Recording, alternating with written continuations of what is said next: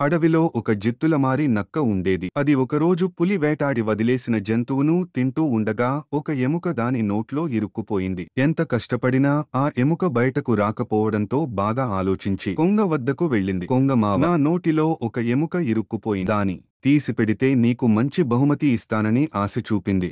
కొంగ సరే అని దాని నోటిలో తలపెట్టి ఎముకను బయటకు తీసింది. ఆహా, నువ్వు చేసిన సాయం చాలా పెద్దది. ఈ రోజునుంచి మనం స్నేహితులం అంటూ చాలా తీయగా మాట్లాడింది. అమాయకమైన కొంగ దాన్ని నమ్మింది. ఇద్దరు చాలా కాలం మాట్లాడుకుంటూ నక్క తెచ్చిన వేటని అప్పుడప్పుడు తింటూ కాలం గడిపేవారు. కాని కొన్ని రోజులకి నక్కకి అస్సలు వేట దొరకక ఆకలి బాధతో విలవిల్లాడింది. అప్పుడు నక్కకు ఒక ఆలోచన వచ్చింది. మళ్లీ నోటిలో ఏదో ఇరుక్కున్నట్టు నటించింది. కొంగ సరేనని సహాయం చేయడానికి నక్కని నోరు తెరవమని లోపలికి చూస్తూ ఉండగా గబుక్కున కొరికి దాన్ని చంపేసింది. నీతి: శత్రువుతో స్నేహం మహాప్రమాదకరం.